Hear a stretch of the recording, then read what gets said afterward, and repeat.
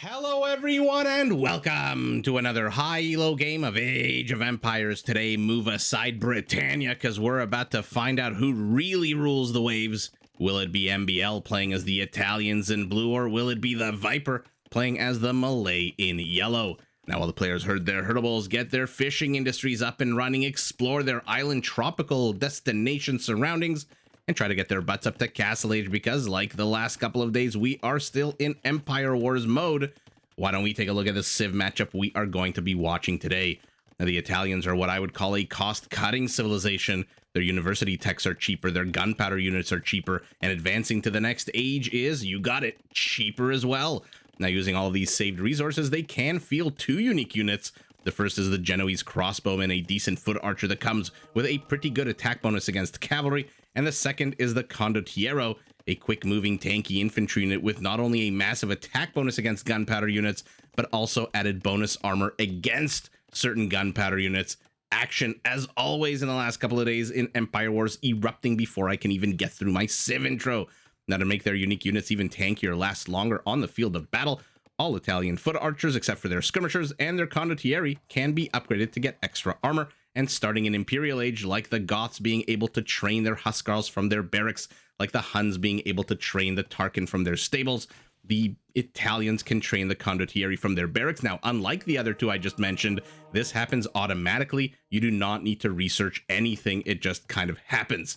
Now, on the water, Italian dock technologies are 33% cheaper, and their fishing ships are 15% cheaper.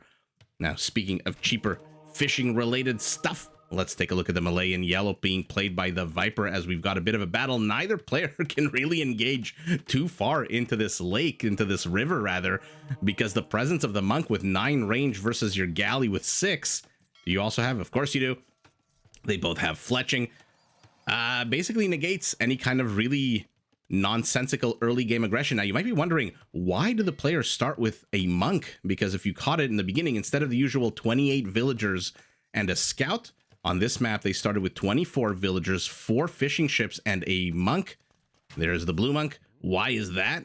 Because if you take a look at the mini-map, all of the relics are waterlogged on this map, so they are going to have to fight with navies over these relics, which is not something we see every day.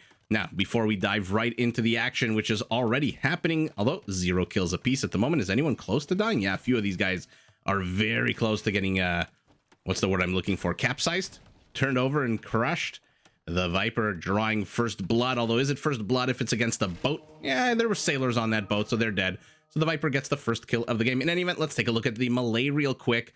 Primarily a naval civilization, but one that comes with a few late game land features that make them potentially very dangerous to deal with in the late stages of the game. To start with, their battle elephants are cheaper, although not as cheap as they used to be. Oh, first civilian kill of the game going to MbL. They used to be 30% off, 40% off. Now they're 25, 35. So a little bit of a nerf to the cost of these really cheap battle elephants. Second, they get all infantry armor upgrades for free, which is why you'll see now that the Viper is in Feudal, he does have scale mail armor to the nothing of the Italian. And their militia line units can be upgraded to cost only food, no gold. So while they don't actually get champions, when combined with supplies, this upgrade basically turns Malay two-handed swordsmen into 65 food trash units.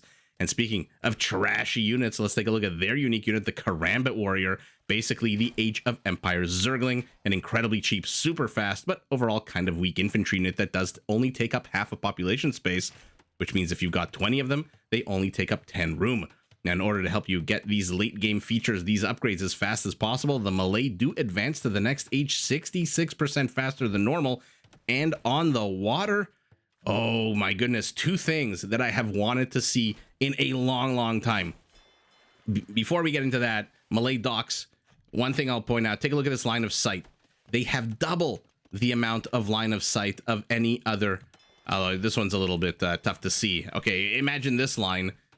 Now compare it, although again, it's a little bit tough with the fishing ships here, but this line. So they've got double the amount of line of sight, but one of the 2 cool things I really do hope we get to see, the Malay can actually upgrade their docks and turn them into harbors, which is not something I've seen yet in my year and a half of casting.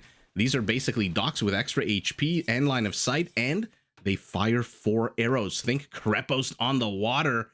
Don't call Deep Purple. They might sue you for copyright infringement.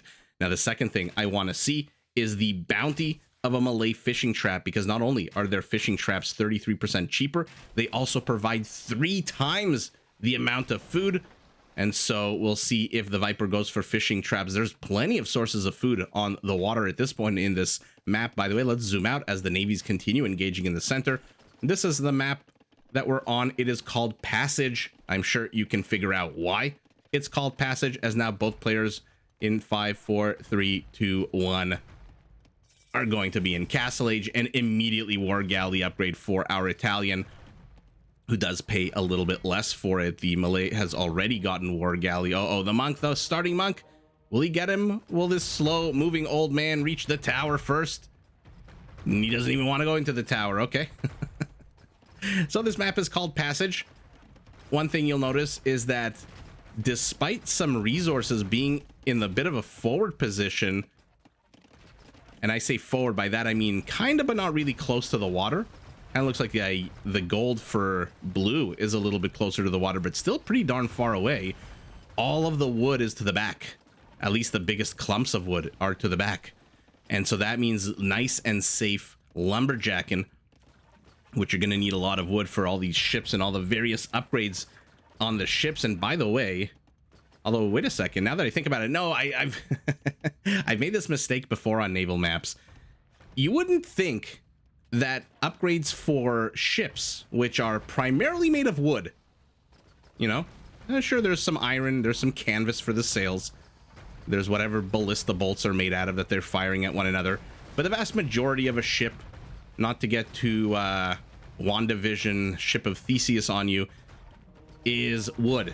So why the hell does careening, dry dock, and shipwright cost food? One of those mysterious Age of Empires things that we'll never have the answer to. I'm assuming there is an answer. I'm assuming somebody knows the answer. I don't myself, but I can't imagine why those 3 upgrades, which are the pretty big upgrades. And now that I'm thinking about it, aside from ballistics, all of the range and attack upgrades are also food related. They're not wood at all, which also makes no sense, right? But anyway, back to my point before I went on a completely unrelated tangent as to why I think certain upgrades should be allocated differently in terms of resource cost. These 2 civilizations have the exact same naval upgrades. They're only both missing heavy demo ships. Aside from that, all the same boats, all the same upgrades from the docks, all the same upgrades from the blacksmith and the university. And so we'll see. It eventually will then come down to either a numbers game or who can get the demo explosions off. So for the Viper, managing to get a few kills, but his opponent has 20 war galleys to his 0. Where is your 1 demo ship? The Viper is being blockaded. My big question, the thing I want to know about this map, is how much will players invest in water and how much will they invest in making amphibious landings? I'm assuming blue will land here, yellow will land here if they do. And if so, if you give up control of the water like the Viper has right now to MbL, is there going to be a quick GG? Or will players fight back? Like I said, the resources are pretty safe. Not really many ships, aside from maybe a cannon galleon. I don't even know if a cannon galleon can reach us, to be honest. But the gold is safe, especially this patch. The wood is safe. And so there really is no incentive to GG if your opponent has water control, because I'm not going to say it's easy to take water control back, but the shoreline is so big. MbL, unless he patrols these boats, which he's not, sorry, ships, pardon me, unless he's patrolling these ships, he can't really see. There's a lot of coves and hidden inlets here for the pirates to smuggle their wares for, oh, what's the name of the guy from Game of Thrones, the Onion Knight? What's his name? That famous British actor. The tower that both players started with is now under attack for the Viper, who has no docks. So we're going to find out the answer to my first question, which is, if your opponent kills you on the water, will you just GG real quick, or is there an opportunity to fight back with your very safe and secure resources? The Viper's at 71 civilian population. MbL housed, oh no, he's housed at 90, which fair enough is still 17 population ahead of his opponent. And now he's building houses as well because he is housed. Has anyone taken relics? No one has taken relics because no one has trained any or constructed any transport ships yet. So even though players do start the game with a relic, I guess they figured, you know what, who needs relics when you've got so much gold? Everybody started with 3 patches of gold here, although this one has 7 pieces. So 2 primary sized patches of gold and one that has 5. So what is that, 19 patches of gold for each player? Can you blame them for not caring about the relics on the map? Maybe if the developers wanted this to be a, you know, arena style relic war, they should have made a lot less gold on the map. Landfall for our Italian. Let's see what he does. A siege workshop. Okay. Viper is heading up to Imperial Age. Remember, he is the Malay, which means he goes up lightning quick. Instead of the usual 190 seconds, he spends only just under 2 minutes. I believe 114, 115. And what is he doing? Why does he have a random spearman? Okay, so I guess he used this spearman because we are on Empire Wars, which means everybody started with a barracks. I guess he used the better line of sight of the spearman compared to maybe a militiaman to scout the map. Also costs no gold. Did MbL scout his map? Yeah, how did MbL scout his? He didn't build a spearman. Do you want to build a spearman? Sorry about that. Okay, Viper lashes out to the north of the map, right in MbL's face. What's the range? 8 range. Why is MbL running away? Attack the docks. You can park yourself right here. This looks like about 4 tiles to me. Okay, but let's see what his siege can do. And completely undefended Mangonel so far has gotten 1 villager. Why is it taking so long to kill these villagers? 40 attack, and they've got Loom with 1 armor. Rather, 2 armor. So 1 or 2 HP left on these guys. No attack bonus against the infantry at all. Viper has secured no fewer than 5 docks. He is going up to fast fire ship. MbL, Navy to the south. Nothing to the center except this 1 Mangonel, which I'm really surprised the Viper doesn't care about. MbL's got demos. He's got galleys. A few fire ships are coming out in 7, 6, 5, 4, 3, 2, 1. They're going to be roided up. There they go. Will he catch out a demo? Will the demo catch him? MbL is mixing in more and more demolition. Karambits from that castle. Look like they got the Mangonel, and now they're getting the villager, and now they're going to get the infrastructure as well. So unless MbL has made landfall somewhere else, his adventure, his marine-style amphibious landing has all unraveled, has all meant nothing. The Viper is getting careening, which means he's going to add an extra bit of pierce armor to his ships, which will defend them. Maybe not against the demos. Ooh, this demo, where did you think he was going? Now it's going the other way. This 1 demo doesn't know if it wants to go to the ship to the top or the ship to the bottom. And why is this demo not attacking? Okay, I guess the HP on that guy was so low he didn't need to. Chemistry for both players, Imperial Age for both players. Karambit's cleaning up, continuing to clean up, I should say. More housing for the Viper. He does not want to get housed like his opponent. Both players sitting at kind of ish the same population in terms of civilians, but militarily our Italian is almost double. And this is fantastic. The Viper has built 10 docks. He's getting transport ships of his own, and to keep MbL away, he's sending a few fire ships, fast as they are, across the map to keep his opponent kind of pushed back, to keep him, you know, occupied, while he himself just continues expanding his naval power. So no fishing ships left for either player. I shouldn't say for, oh my goodness, not for either player.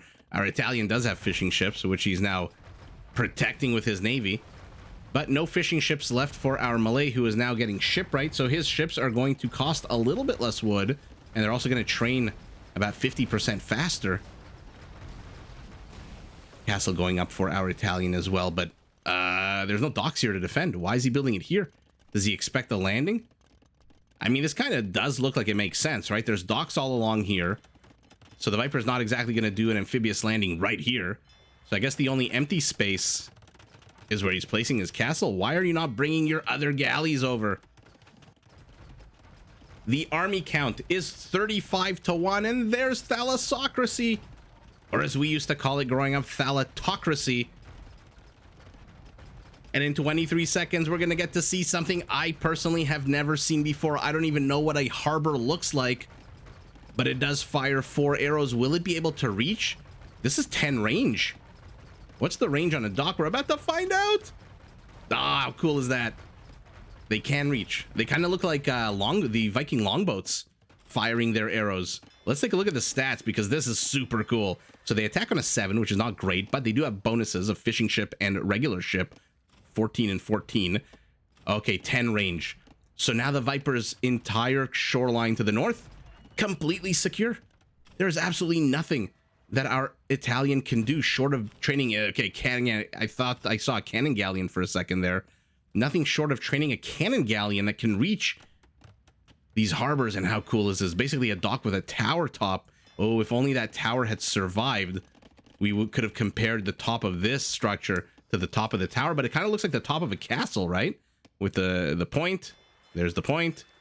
The cool flower shaped, although it's not as open as the other one. It has a bit of a closure around it. And all of a sudden, where MbL had a 35 to 1 advantage in terms of military, and he has a massive navy. Look at the Viper's army count all of a sudden. Oh my God.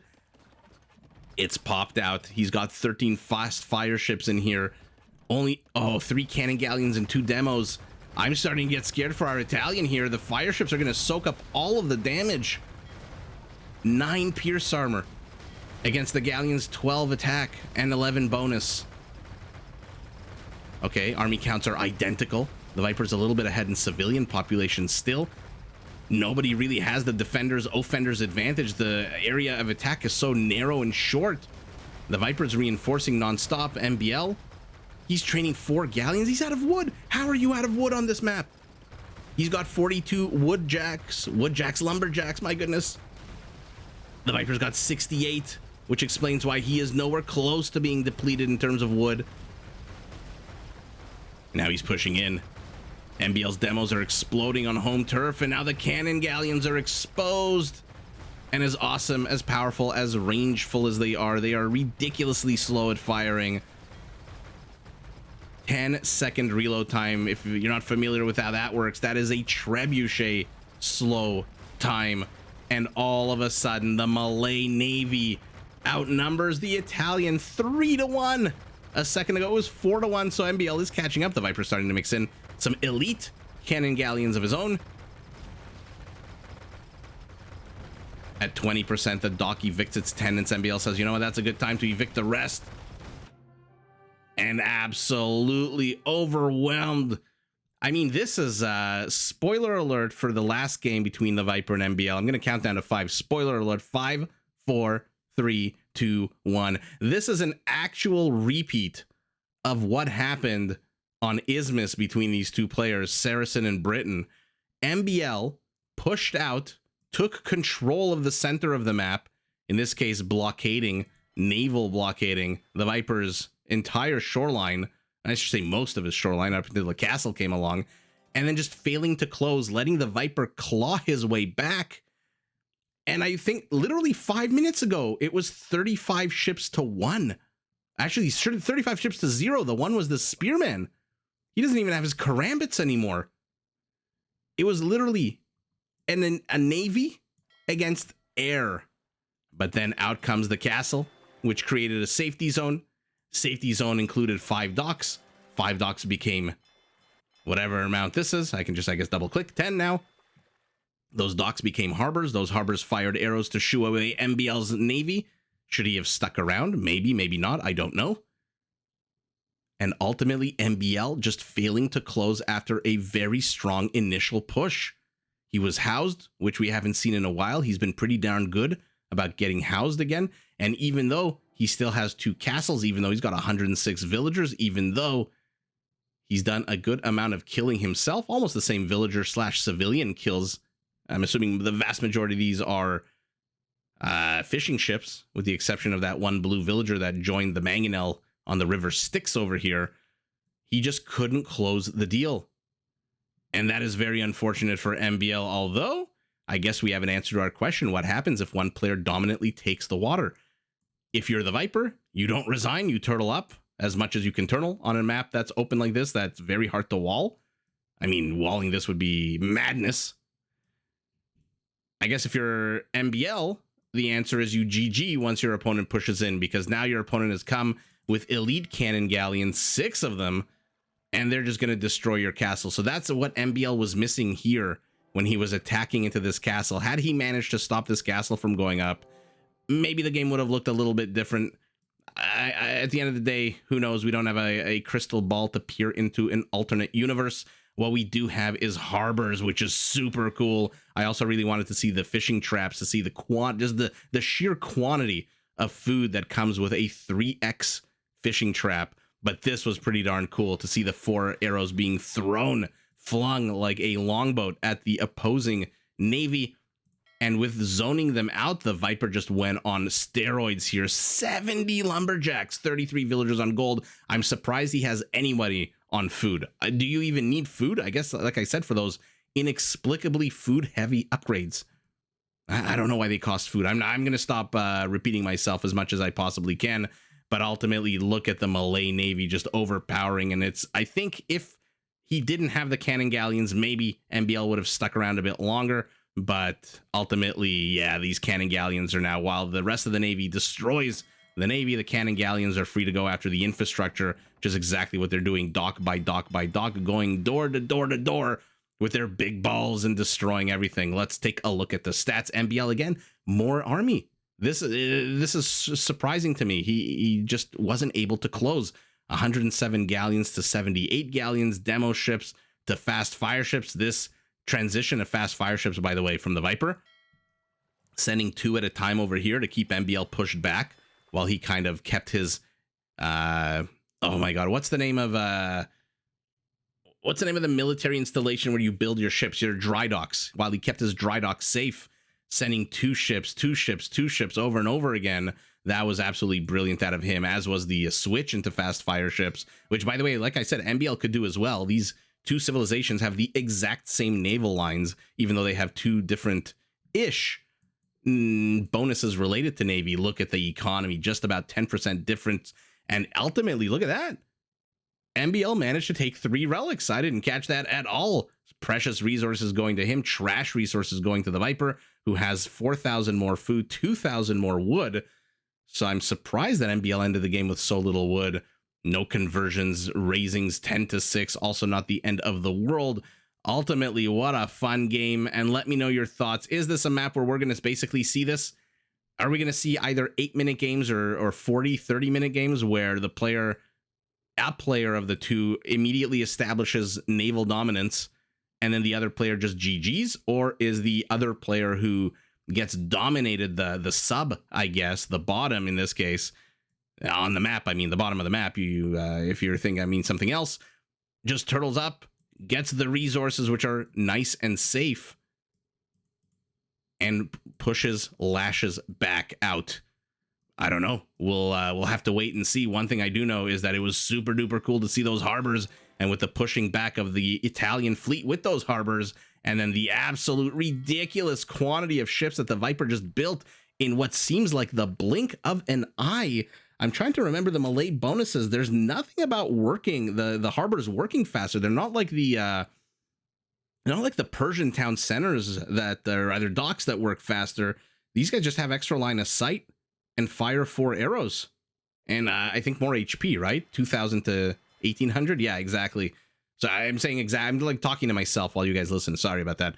But ultimately, it is with that harbor, I think, but primarily this castle that went up, secured the area, allowed the harbors to go up, and the Viper, using that momentum, just swings right back in MbL's face, gets the W. But GG in a very fun new map to both players. Did you enjoy this video? Check out these other clips and make sure to subscribe and enable notifications so that you're notified of my latest uploads.